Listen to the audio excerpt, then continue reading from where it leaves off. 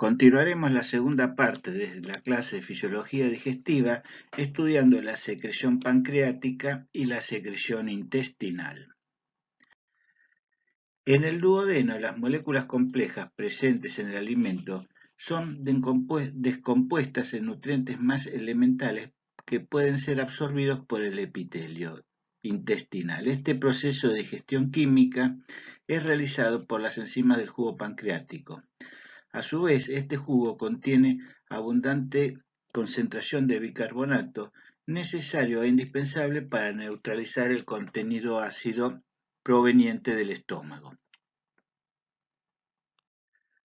El jugo pancreático es una solución isotónica, incolora, transparente, ligeramente viscosa, con un pH que oscila en las distintas especies domésticas entre 7.1 y 8.5. La producción del jugo pancreático reconoce dos momentos totalmente distintos. Uno es la producción del jugo original o jugo primario que se produce en el acino. Allí las secreciones son enzimáticas y además aporta sodio, potasio, cloro y bicarbonato. Esta secreción primaria se vuelca a conductos pancreáticos que a su vez se vuelcan en conductos más grandes llamados intercalados y estos en el conducto intralobular, que luego van a dar origen al conducto pancreático que desemboca en el intestino delgado. Existe sobre esta secreción primaria un aporte a nivel tubular que consiste básicamente en bicarbonato y secreciones serosas. Esto va a dar entonces por resultado la secreción pancreática definitiva. Las enzimas proteolíticas del páncreas son muy potentes y por lo tanto existe siempre el riesgo de que, si bien se secretan en forma inactiva, por determinadas situaciones puedan activarse en la propia glándula. Es por ello que se requieren unos mecanismos de seguridad que se basan fundamentalmente en la presencia de inhibidores de estas proteasas pancreáticas.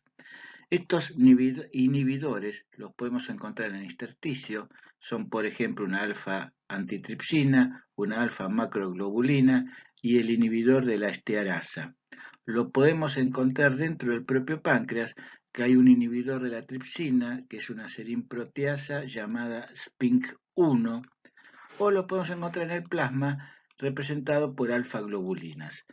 Todas estas sustancias inhibidores de las proteasas pancreáticas representan un mecanismo de seguridad para evitar la autodigestión producida por tan potentes enzimas.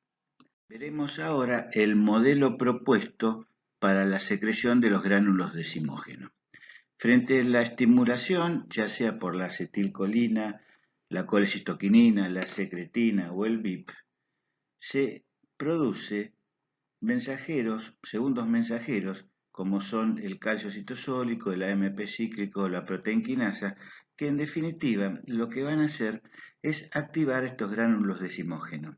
¿De qué manera? Permitiendo el ingreso de cloro y potasio, que en definitiva van a producir el arrastre de agua.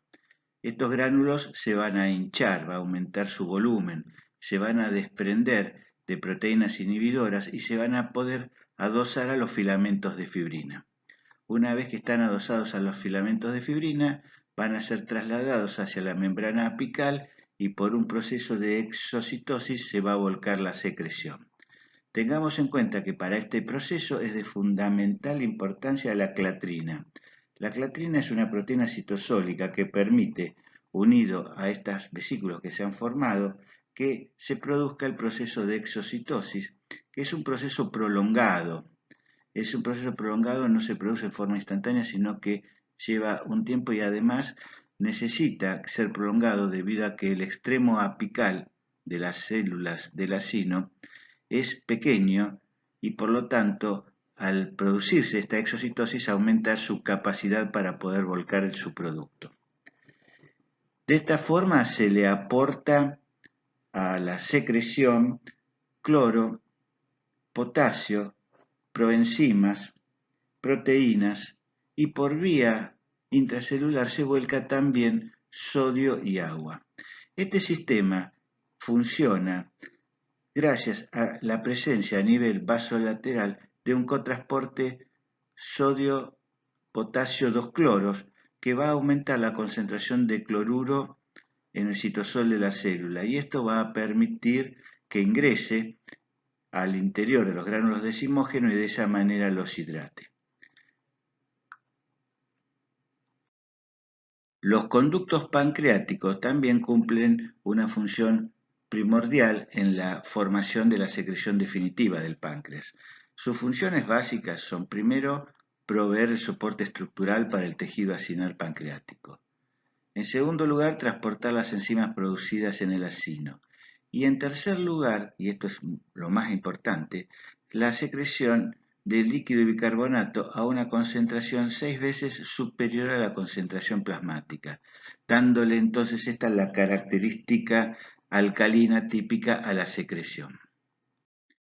El bicarbonato que aportan las células ductales proviene en parte de la producción interna de este bicarbonato por parte de las células debido a la alta concentración de anhidrasa carbónica que va a favorecer el acople del dióxido de carbono con el agua para la formación del ácido carbónico que a su vez se va a disociar en bicarbonato y en hidrogenio. El hidrogenio se va a intercambiar por sodio en un intercambiador vasolateral y además vamos a encontrar que el acople o el ingreso del bicarbonato al interior de la célula se hace por un cotransporte con el sodio, también a nivel vasolateral. Para la secreción del bicarbonato a nivel túbulo axilar, las células tienen dos transportadores específicos. Uno es el llamado CFTR, que es llamado así porque es un regulador de conductancia transmembrana de fibrosis quística, que produce un cotransporte de cloro con el bicarbonato. Y el otro intercambiador se llama SLC26, que intercambia cloruro por bicarbonato. Estos están presentes en distintas proporciones a lo largo de las células túbulo-acinares. En este esquema vemos cómo la concentración de cloruro y de bicarbonato se va modificando a lo largo del transcurrir por los conductos. Eso obedece a la presencia del cotransporte CFTR de cloro y bicarbonato que va a aportar concentraciones crecientes de bicarbonato y además el intercambiador SLC26 que va a aportar bicarbonato intercambiándolo por cloruro. Como consecuencia de este mecanismo, la concentración del bicarbonato va a ir creciendo, va a ir aumentando a lo largo del transcurrir por los túbulos pancreáticos. En este esquema remarcamos la acción de la anhidrasa carbónica catalizando la unión del dióxido de carbono y el agua para la formación de ácido carbónico que se disocia en bicarbonato y en hidrogenio. El bicarbonato es intercambiado por el SLC26 con el cloro, incorporándose así el cloruro al interior de la célula tubular. Posteriormente este cloruro es transportado junto con bicarbonato por el CFTR hacia la luz de los túbulos. Vemos también que el agua, por una ruta paracelular, va a atravesar y va a penetrar hacia la luz de los túbulos. Visto el modelo propuesto para la secreción pancreática, veremos ahora cómo procedemos a estudiarla de acuerdo a su secreción, que va a variar de acuerdo también a la especie que nosotros consideremos. En líneas generales, podemos hablar de la existencia de una secreción basal que se da en los periodos interdigestivos.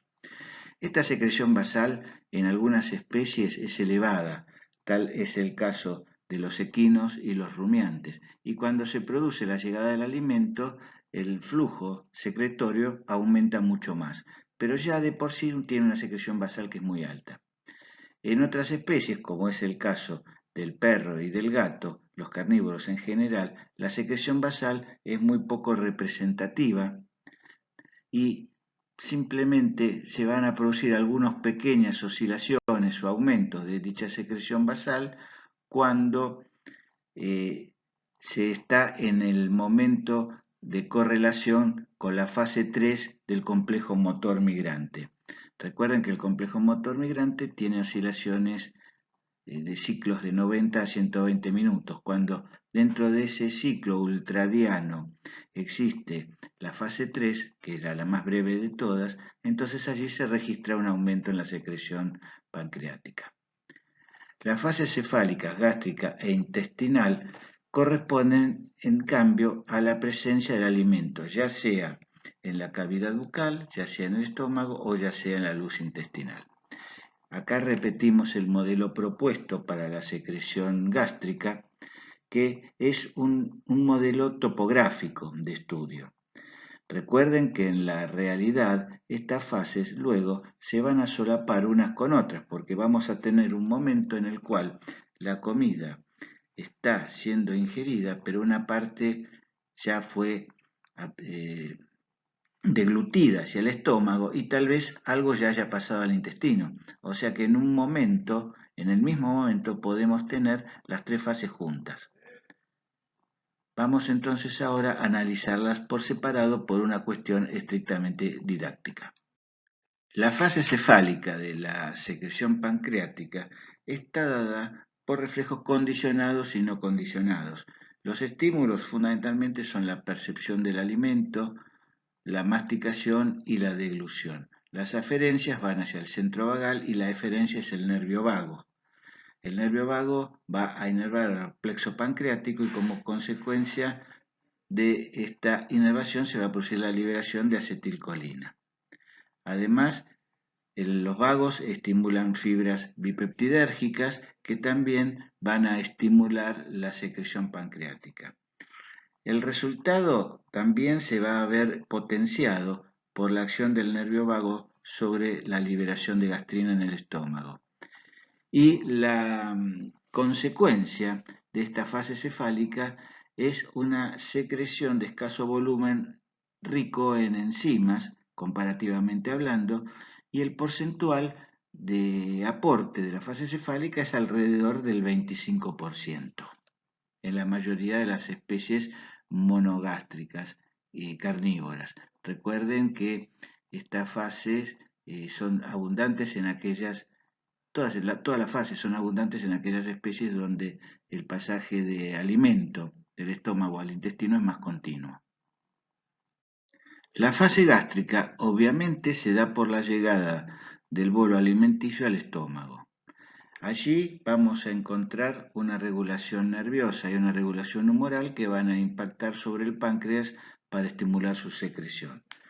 La regulación nerviosa está dada fundamentalmente por la distensión del estómago y por vía vagal se han descrito dos reflejos. Uno es el llamado reflejo oxintopancreático y el otro es el reflejo antropancreático. O sea, ya sea la distensión del fundus en el primer reflejo o del antro en el segundo reflejo, es el estímulo para que por vía vagal se libere acetilcolina en el páncreas y de allí, de esa forma, se estimule la producción. La regulación humoral se debe a la liberación de gastrina y la resultante en esta fase es una secreción escasa. Esta fase gástrica aporta solamente el 10% del total y es rica en enzimas y pobre en bicarbonato. La fase intestinal de la secreción pancreática es la más importante, pues aporta entre el 75 y el 80% del total de la secreción pancreática. Y es la más compleja porque en ella intervienen factores nerviosos, factores humorales y componentes o principios activos del alimento. Las hormonas relacionadas directamente con la secreción pancreática en esta fase son la secretina, que se encarga de una secreción rica en bicarbonato y agua, es decir, entonces que va a estimular fundamentalmente la acción de los túbulos. La colecistoquinina, cuya acción es la de favorecer la secreción de enzimas y potenciar la acción de la secretina. Por lo tanto, su efecto primordial va a ser sobre los acinos. Y otros neurotransmisores o neuromoduladores, como por ejemplo el VIP, el glucagón, el péptido inhibidor gástrico, que son similares en su efecto a la secretina, o la gastrina, que tiene una acción similar a la colecistoquinina. Distintos estímulos llevan a la liberación de cada una de estas enterohormonas. Tal como dijimos, la fase intestinal aporta entre el 70 y el 80% del total del volumen de secreción pancreática. Veamos entonces cómo son los mecanismos iniciadores de esta secreción. Básicamente nosotros vamos a tener que al bulbo duodenal llega el contenido del estómago. En el contenido del estómago vamos a encontrar proteínas, péptidos, obviamente ácido clorhídrico, ácidos grasos, monoglicéridos como principales componentes iniciadores de la dieta, de la secreción pancreática. Veamos que, por ejemplo, los lípidos y los aminoácidos y también las proteínas y los péptidos van a estimular la secreción de colecistoquinina. La colecistoquinina por sangre va a impactar sobre el páncreas y de esta manera se va a aumentar la secreción pancreática. Básicamente, en este caso, una secreción rica en enzimas. El contenido ácido es un estimulante para la secreción de secretina. Tengamos en cuenta una cosa, el contenido ácido que llega al duodeno no es o no tiene el mismo pH que dentro del estómago, porque ya ha sido tamponado por los alimentos. Entonces, su pH está entre 5 y 6. Y en la medida que va transcurriendo a lo largo del intestino, se va neutralizando por el bicarbonato. Esta neutralización obviamente no es instantánea, entonces en consecuencia cuanto mayor recorrido haga el contenido ácido hasta ser neutralizado y cuanto más bajo sea el pH inicial, eso va a desencadenar una respuesta mucho más intensa. Esa respuesta, como dijimos, fundamentalmente consiste en la secreción de la secretina, que lo que va a modificar es el tipo de secreción pancreática. Preponderantemente en este caso vamos a encontrar bicarbonato y agua. También vemos que hay una interacción con el sistema nervioso entérico y con el sistema nervioso autónomo simpático, que describiremos en la próxima diapositiva. La regulación nerviosa en la fase intestinal de la secreción pancreática es muy importante porque de ese 70-80% total, el 50%, o sea, la mitad de eso, corresponde a la estimulación nerviosa.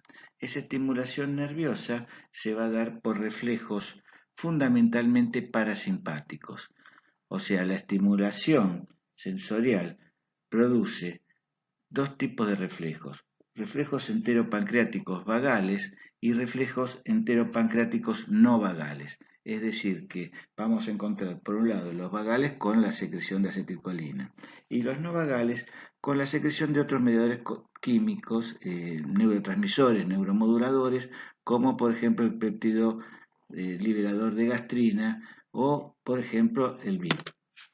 Esto va a hacer que se sensibilice fundamentalmente a la acción de la secretina y de la colecistoquinina. La acción del sistema nervioso simpático en la regulación nerviosa de la secreción es bastante discutible. En general se considera que tiene una acción de tipo inhibitoria, pero lo más destacable es su acción alfa-adrenérgica sobre los vasos sanguíneos, eh, quitándole de esta manera con la vasoconstricción, sustrato a las células para poder fabricar sus productos. Así como hablamos de mecanismos iniciadores, toda secreción debe tener algún tipo de control inhibitorio. En esta diapositiva intentamos reproducir la sumatoria de esos efectos inhibitorios. Nosotros sabemos que para que se pueda producir la liberación de la enterohormona colecistoquinina por las células I del intestino delgado, es necesaria la presencia de péptidos que van a favorecer esa acción secretora por parte, por ejemplo, de las proteínas, los aminoácidos, los ácidos grasos, etc. Esos péptidos son dos. Uno es el factor de liberación de la colecitoquinina y otro que se llama péptido monitor. El péptido monitor proviene de la secreción pancreática, en tanto que el factor liberador de colecitoquinina proviene de los propios enterocitos. En la medida que el alimento está llegando hacia la célula intestinal, se favorece la secreción de este factor de liberación de colecitoquinina. Cuando comienza a producirse la secreción pancreática, la tripsina va a ir degradando a todos los compuestos proteicos, al punto tal que va a llegar también a degradar a estos péptidos, o sea, ya sea el péptido monitor, ya sea el factor liberador de colecistoquinina. De esta manera, entonces, se complementa en cierta forma un mecanismo de naturaleza inhibitoria, que se ve reforzada por los productos de la digestión a nivel del ilion. ¿Por qué? Porque en el ilion se secretan sustancias como el péptido YY o como el péptido similar al glucagón, que es una incretina.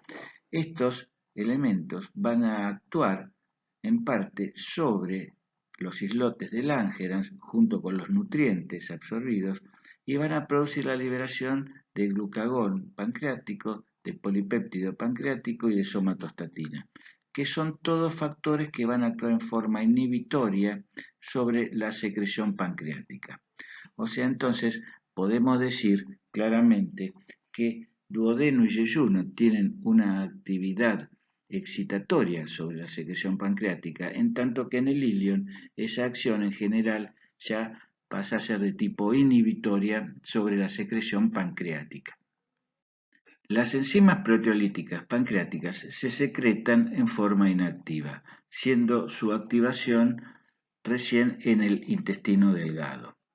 Vamos a ver que acá se repite un concepto ya desarrollado para la pepsina, o sea, se liberan como proenzimas, que son moléculas grandes. Estas moléculas grandes tienen que ser escindidas, separándose una parte que es el factor inhibidor presente en la molécula y quedando una molécula más pequeña que es la que tiene actividad biológica. Veamos cómo se produce este proceso.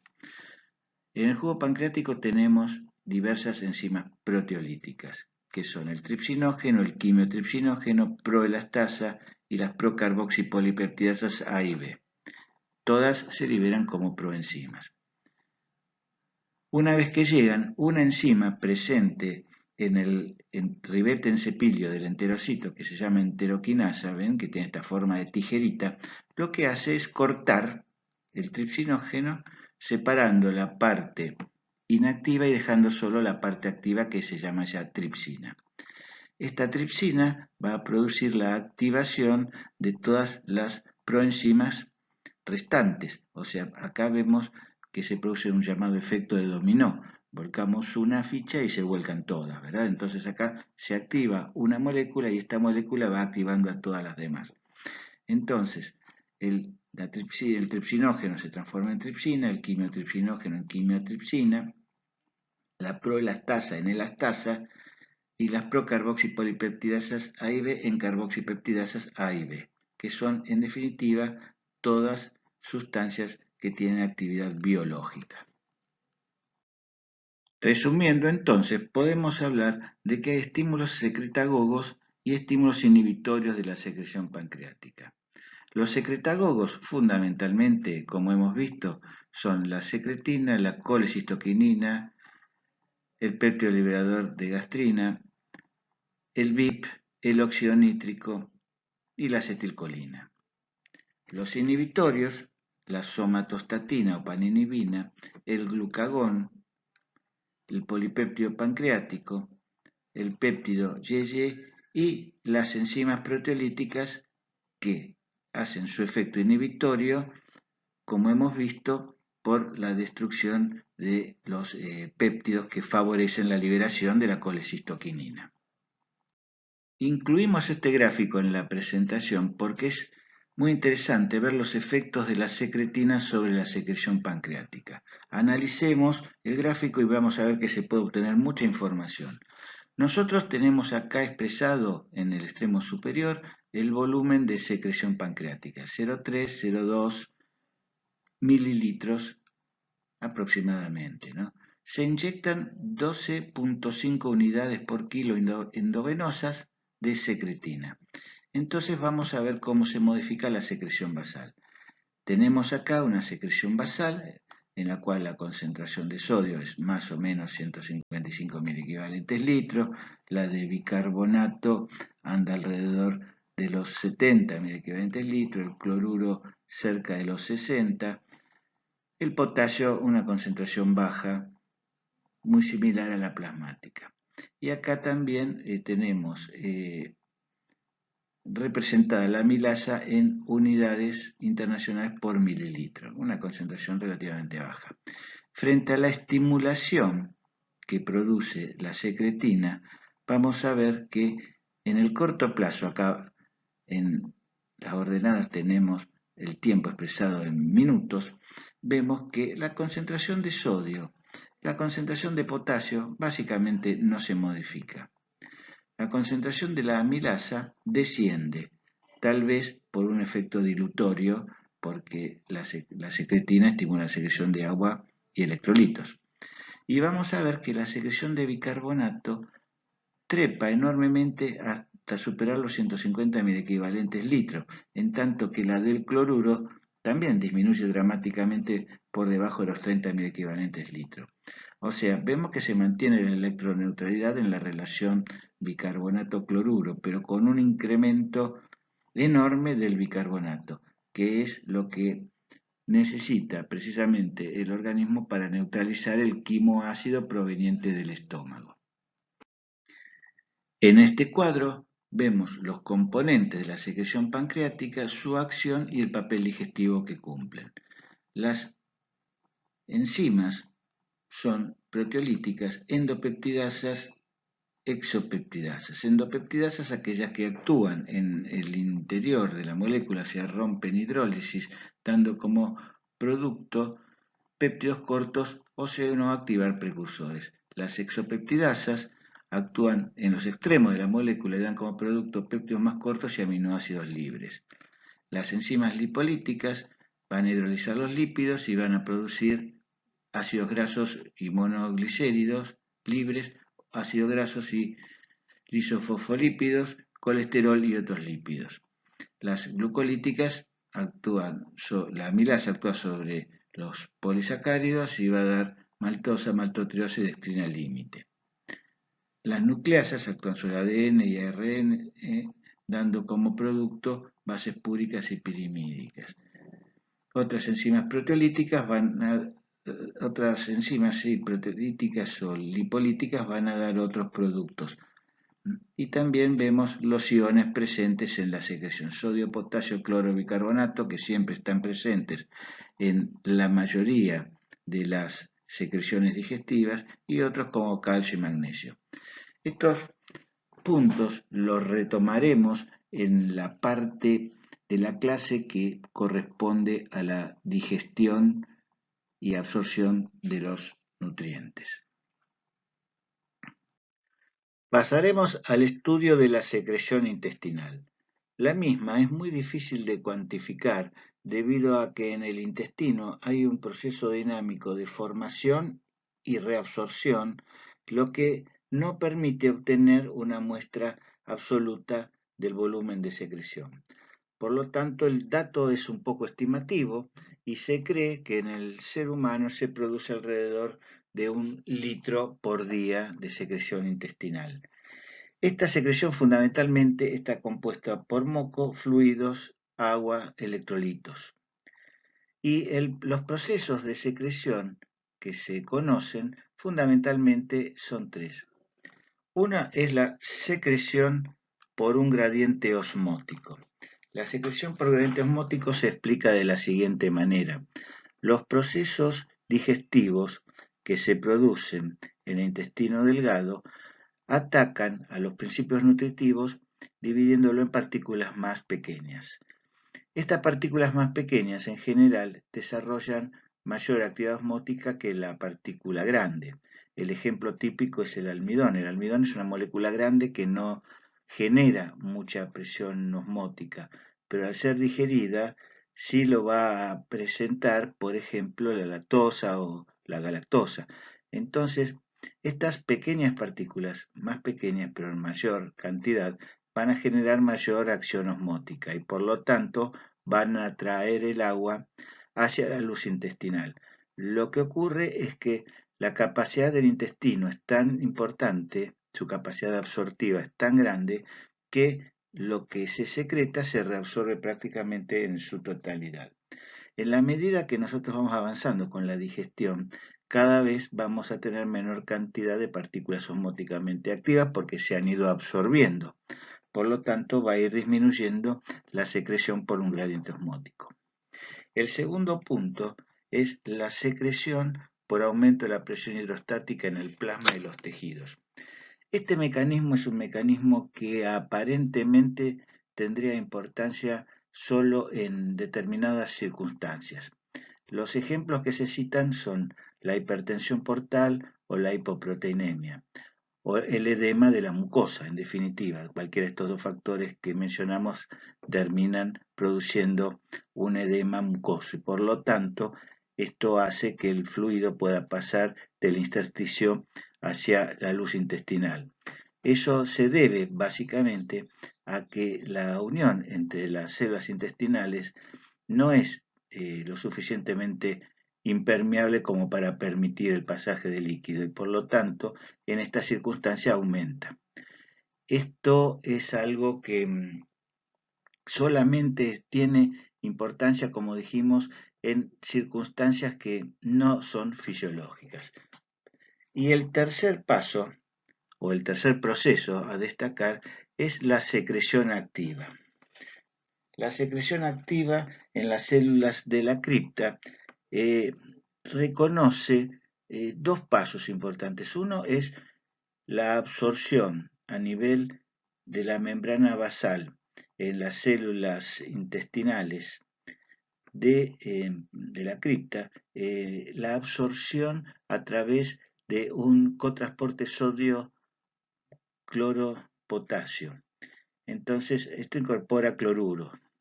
Este cloruro incorporado al interior de la célula posteriormente se vuelca a nivel apical hacia la luz de la glándula, de la cripta, y este proceso está dado por el sistema de transporte CFTR que habíamos mencionado anteriormente. Esto va a determinar el pasaje de cloruro. También este cloruro va a determinar el arrastre de agua y por la vía paracelular el arrastre de sodio. También hay una secreción conjunta del bicarbonato que es en forma activa. En este esquema que nos muestra la dinámica de la vellosidad, vemos que en la cripta se produce la secreción y se produce la generación de nuevas células, nuevos enterocitos. Los enterocitos en la medida que migran van madurando, alcanzando su máxima madurez en la punta de la vellosidad. Veremos acá también que en la vellosidad, en la punta, es donde se producen fundamentalmente los procesos de absorción y de digestión. Y los enterocitos se van exfoliando, o sea, continuamente se va renovando la población celular de la cripta. Entonces, por eso se describe una zona de secreción, una zona de maduración de los enterocitos y una zona donde predomina la absorción y la digestión. Fíjense además que acá tenemos el capilar, ¿verdad? Y en el centro el quilífero central. Vean la poca cantidad de tejido que tenemos entre el intersticio y los vasos capilares y linfáticos y la luz del intestino, lo cual va a favorecer entonces los procesos de secreción del intersticio hacia la luz. En este esquema del intestino delgado vemos entonces la disposición de las glándulas de Brunner y la disposición de las criptas de Lieberkühn. En las glándulas de Bruna, recordemos, fundamentalmente son duodenales y van a producir moco, bicarbonato y sustancias que son neurotransmisores o enterohormonas como la somatostatina, la gastrina y el péptido YY. En las criptas de Leverkusen, que estas están distribuidas en todo el intestino, secretan cloruro de sodio y bicarbonato. Entonces vemos que la secreción que se va a volcar fundamentalmente a la luz está formada entonces por agua, bicarbonato, cloruro de sodio. Las enzimas del intestino delgado en general no se van a volcar en la secreción hacia la luz del órgano, porque son enzimas que están ubicadas en el enterocito, algunas en el ribete en cepillo y otras ya en el citosol del enterocito. Entonces, para poder ubicar y determinar estas enzimas, lo que se debe hacer es un macerado de la mucosa intestinal, o sea, romper las células para recién allí poder buscar las enzimas y ver cuáles son sus efectos. Entonces, se han descrito peptidasas que van a actuar liberando aminoácidos, actuando sobre los pequeños péptidos, enzimas sacarolíticas, que son sucrasas, maltasas, isomaltasas y lactasas, y una lipasa intestinal. La regulación de la secreción del intestino delgado es bastante compleja porque influyen no solamente factores nerviosos, neurotransmisores y neuromoduladores, sino también el propio alimento que pueda llegar a producir fenómenos mecánicos e irritativos sobre la mucosa intestinal. Entonces, vamos a ver que hay una influencia en la regulación por parte del sistema nervioso entérico y de la inervación colinérgica y no colinérgica. En general, se postula que estos factores favorecen la secreción.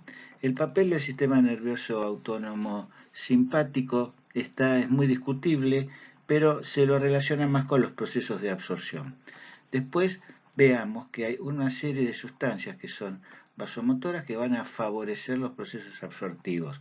Por ejemplo, la bradquininina, la histamina, la serotonina, el BIP y prostaglandinas.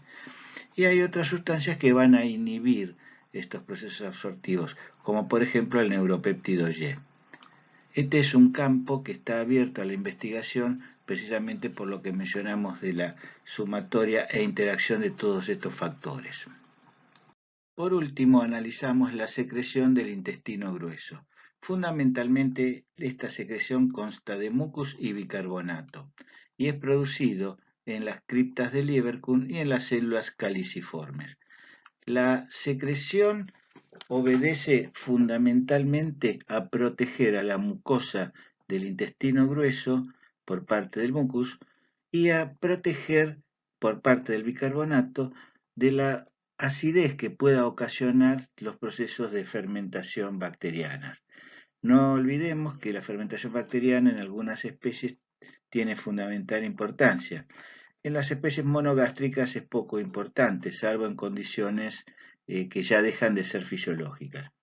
La función fundamental del intestino grueso es la absorción de agua y electrolitos y la compactación de las heces. De allí entonces que la presencia del mucus va a favorecer el deslizamiento de estas heces compactadas hacia la ampolla rectal para luego ser eliminadas por el mecanismo de la defecación.